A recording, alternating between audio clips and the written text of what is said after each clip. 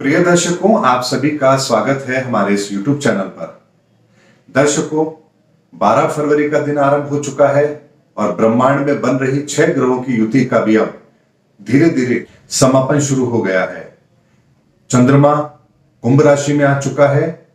कल 13 फरवरी के बाद में सूर्य भी मकर राशि से निकल जाएगा।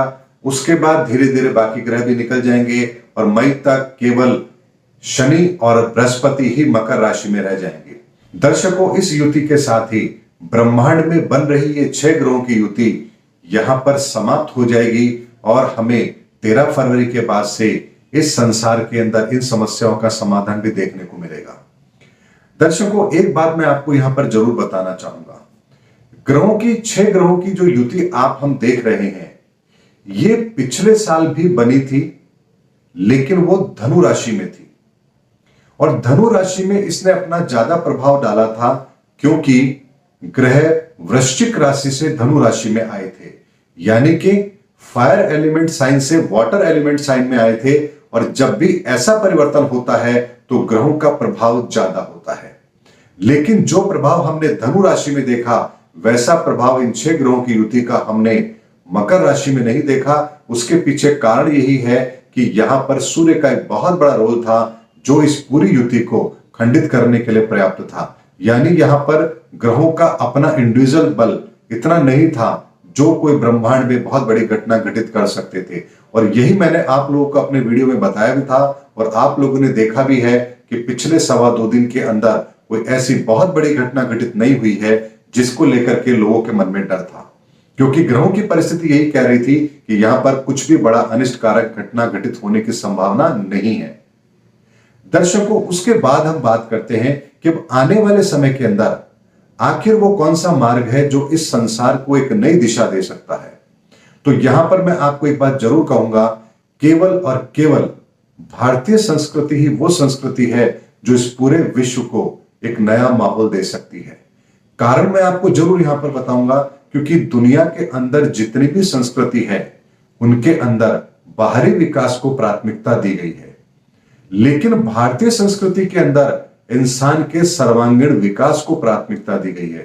बालक के जन्म से लेकर के मृत्यु तक किस तरीके से व्यवस्थाएं होनी चाहिए, क्या चीज व्यक्ति के लिए महत्वपूर्ण है, वनस्पति, जीव जंतु, पेड़ पौधे, इनका जीवन में कितना महत्व है, पारिवारिक व्यवस्था का क्या महत्व है, धर्म संस्कृति का क्या महत्व है, दान पुण्य का क्या महत्व है, मंत्रों का क्या महत्व है, ईश आराधना कैसे की जानी चाहिए, इतना विस्तृत ज्ञान अगर कहीं हमें मिलता है तो केवल और केवल हिंदू संस्कृति में मिलता है।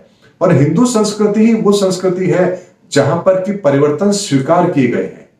तभी देखिए दर्शकों, राम के बाद में कृष्ण आए तो कोई विरोध नहीं हुआ कि आप हमारे राम की विचारधारा को खंडित कर रहे हैं। राम ने तो हमें कुछ और कहा था, कृष्ण हमें कुछ और बता रहे हैं।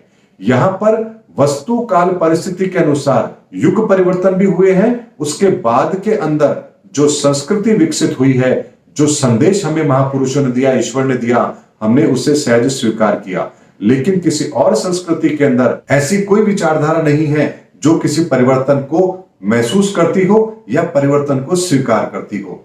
उनका एक ही उद्देश्य होता है, जो मार्ग हमें दिया गया बस उसी पर आगे चलना है। वो गलत है या सही है, क्या उसमें सुधार की आवश्यकता है या नहीं है, वो आज की डेट में प्रासंगिक है या नहीं है, इस पर हमें मंथन नहीं करना है, केवल एक विचारधारा को लेकर के चलना है। वहीं उसके विपरीत हिंदू संस्कृति के अंदर हर वक्त परिवर्तन को महसूस भी किया गया, उस पर अनुसंधान भी हुए और वो हमारे जीवन के अंदर स्वीकार भी किए गए।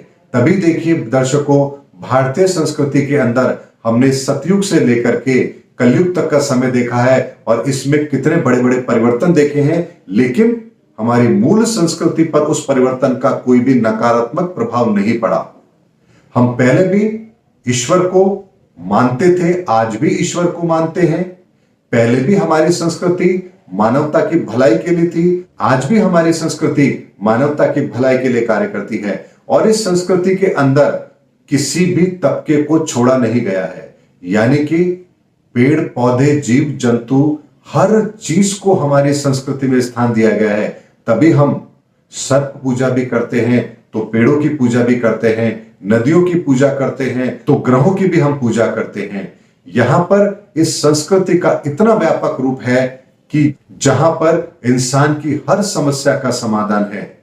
तभी देखिए दर्शकों, लाखों वर्ष के बाद भी ये संस्कृति आज भी वैसी की वैसी ही है जैसी ये पुरातन समय पर थी, और आज भी ये उतनी ही प्रासंगिक है जितनी लाखों वर्ष पहले थी।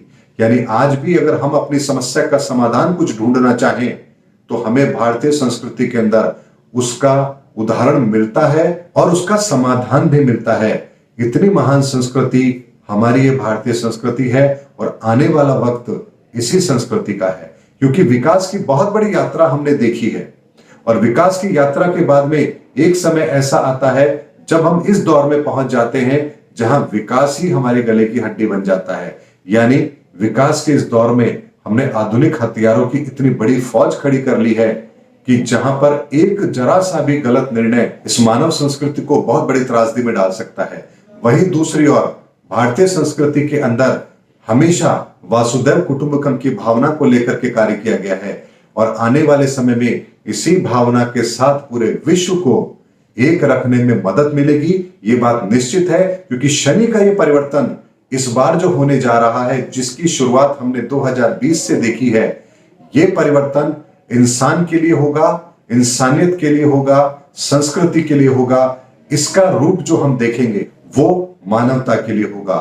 दर्शकों, ये परिवर्तन बहुत बड़ा परिवर्तन है और सदियों में होने वाला परिवर्तन है। इसको जो व्यक्ति महसूस कर रहा है वो सही मायने में अपने जीवन को धन्य भी कर रहा है, क्योंकि ये परिवर्तन बहुत बड़ा परिवर्तन है और हम सबको इसके लिए तैयार भी होना है और इस परिवर्तन की अगुवाई भारतीय संस्कृति करेगी, ये भी निश्चित है। आज से यानी कि 12 फरवरी के बाद से ये समय शुरू हो चुका है और अब पूरी दुनिया को आप एक नए रास्ते पर चलता हुआ भी देखेंगे। इसीलिए स्वयं को तैयार कीजिए। आने वाला समय भारतीय संस्कृति का है और भारतीयों का है। उम्मीद करता हूं दर्शकों, मेरा वीडियो आपको जरूर पसंद आया होगा।